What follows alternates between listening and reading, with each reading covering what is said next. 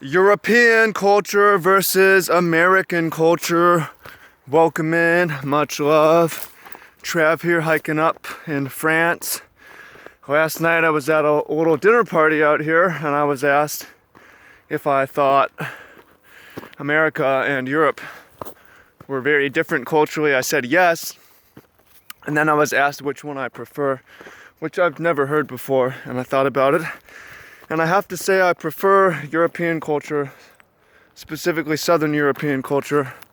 And I think it's worth talking about for me to help me, especially if you live in somewhere else. We can help each other have a better idea of how to live.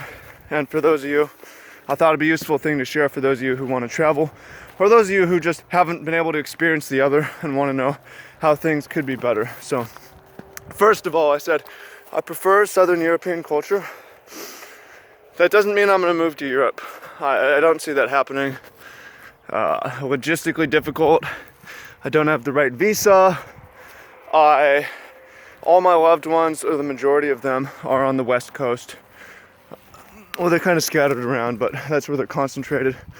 So I'd be more likely to live in Hawaii before Europe, even though I think I prefer the culture. I do prefer the culture of Europe. So let's talk about it. Pros and cons. Beautiful, beautiful. By the way, this is Provence, La Barroue. It's really cool. I hope you enjoyed the videos. There were a bunch of other spots I went to that I wasn't able to film. Anyways, let's get to the meat. Before we talk about the specific differences in culture, it's important to know the history a little bit. The religion, the colonization. Got these thorns on me. Got them. All right, so the United States and Canada, but especially the United States, were colonized by the United Kingdom primarily, and so we inherited majority Puritan, Protestant, religious culture, and that has a unique flavor to it. You go to South America.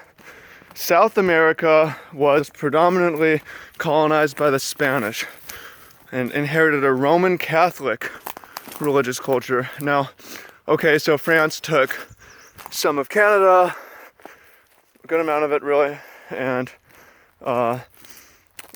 Portugal took a good amount of South America as well. Obviously there's a lot of mixing, there's a lot of Scandinavia in Germany and the US, but we can say majority Puritan, Protestant, United Kingdom, North America, and then Central and South you have the Roman Catholic, Latin culture. And I haven't been to South America, so take this with a grain of salt on that one. That's something I need to do, obviously. I think I'd like it a lot.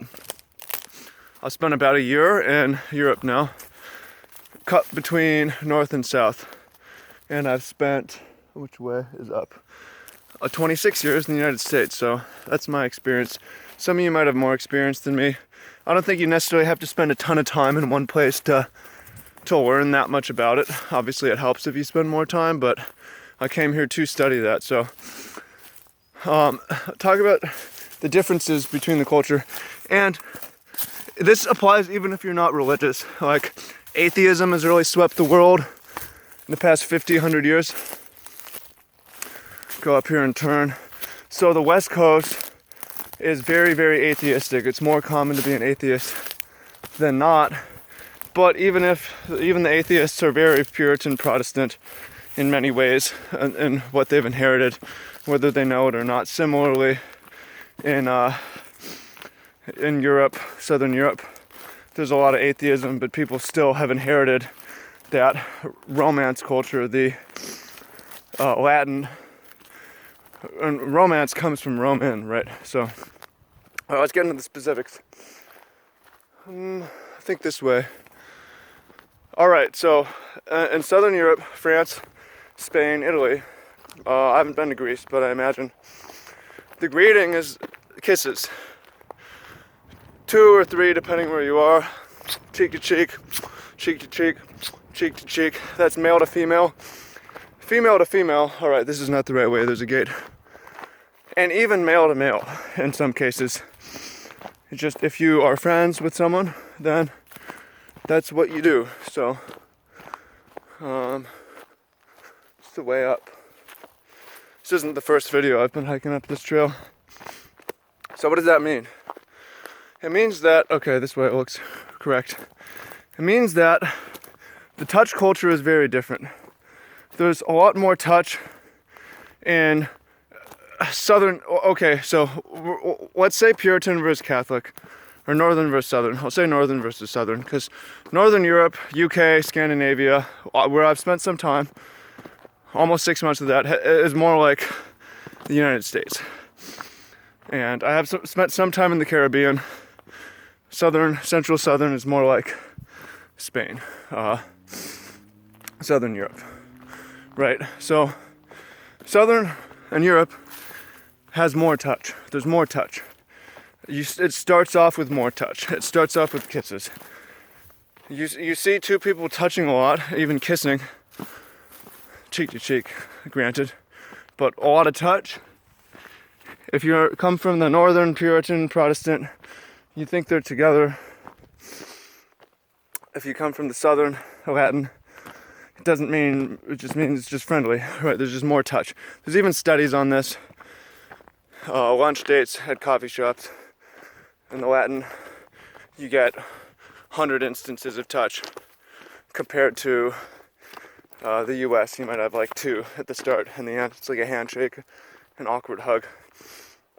So, just generally more touch. And I think that is one of the things I really like about it, because touch is super useful, and it's one of the things I hate about Puritan Protestant.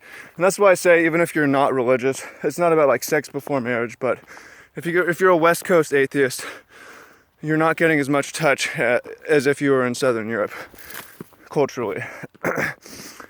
Touch in the US is a lot more sexualized, especially for men. Men are a lot more deprived.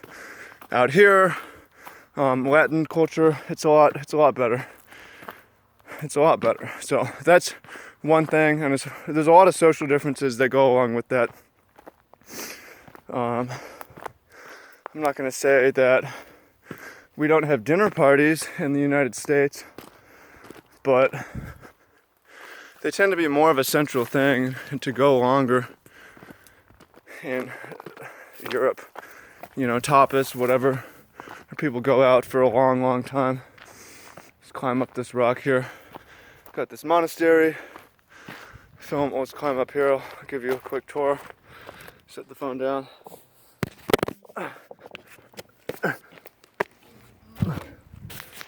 This is Le Barroux here. We have the castle. There's a lot of castles.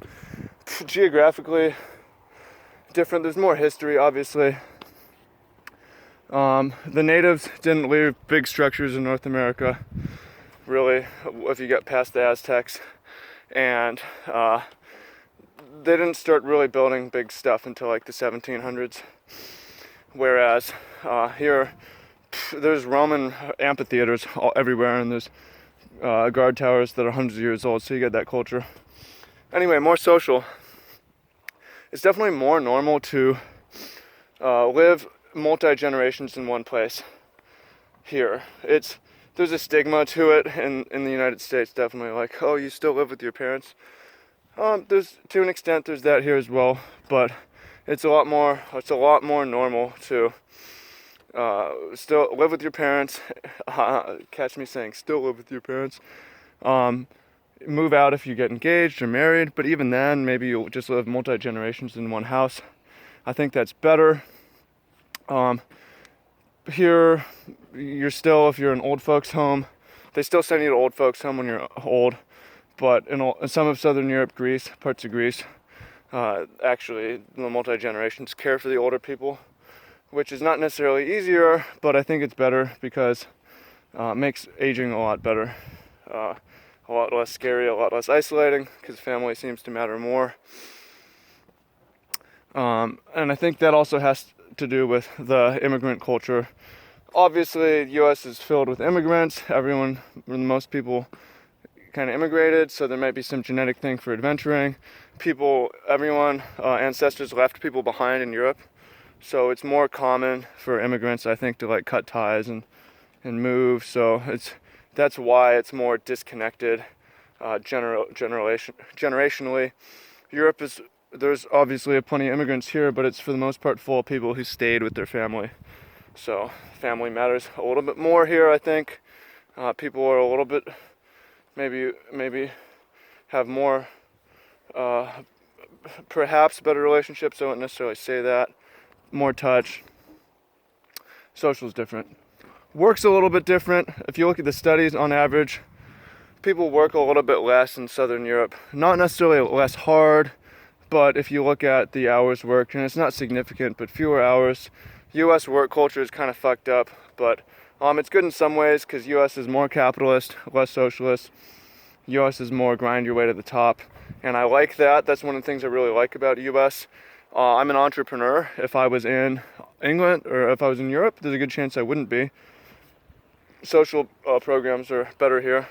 This scar right here busted my face in Spain, and I went to the emergency room and got crutches and got stitches and paid 60 euros or something like that. In England, I went in and paid zero. I called a doctor and saw them that day. Couldn't believe it. In the US, you have to wait and then hope your insurance will cover it, or they'll try to dick you out of it. No deductible, so you pay stupid amounts of money. So that's a nice thing about the socialism of Europe, and it's also why people want to come here and milk off of it. I get it. Why wouldn't you? The social programs are great. So socially, that tells you a lot about the culture. One of the reasons the work culture is different is because people have more healthier lifestyles in some ways. There's still plenty of obesity depending where you go, but for instance, the siesta is a real thing. Stores shut down. Even here in France, most of the restaurants, they're open at noon. It depends if you're in the city or the country, but even in the city, it depends. You'll have restaurants open at noon for lunch and then 7:30 for dinner, and then they're closed during the day. People go home and sleep, hang out, do whatever. Another thing I've noticed, because obviously the language is different. You travel very far, you have to learn a new language. Spanish, Italian, French are all similar, but they're also all different. And then you go north, you have English, you have German, you have Scandinavian, or the Scandinavian languages. So that has to do with how shit developed without major transportation. Once England colonized the U.S. and put up railroads, pretty much English could spread everywhere. So that's one of the, I think, nice things about America is it's a lot easier to talk to anyone. But it's nice when you don't speak the language because it's social, nonverbal education as well. One other thing I've noticed, which is interesting, is the smoking culture is different here than the U.S. In the U.S., it is more normal to buy pre-rolled cigarettes, and they do that much, much less here. The U.S. is also more normal to smoke marijuana just by itself with a joint or a pipe or however people smoke it. Whereas in Europe, people don't really buy pre-rolled cigarettes very much. They're more likely to roll them, hand roll them, which it's still tobacco, but I think it's slightly healthier because there's less chemicals put into the loose stuff than the pre-rolled Marlboros or whatever the fuck. Also, for the most part in Europe, weed's a little more stigmatized. Obviously, it's stigmatized in the U.S., but it's becoming a lot more normalized. Street legal in certain states, and medical legal, and it's less like that here.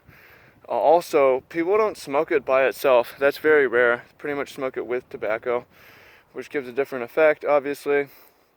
And one thing I found is, in the U.S., I pretty much don't smoke any tobacco ever. And when I'm in Europe, I smoke a little bit because the culture is different. That's one thing I perhaps don't like and I prefer about the U.S. because I don't want to smoke any tobacco, but it is what it is. So that's something to keep in mind. So we've gone through the history, religion, family. We've gone through touch, social, work, and norms.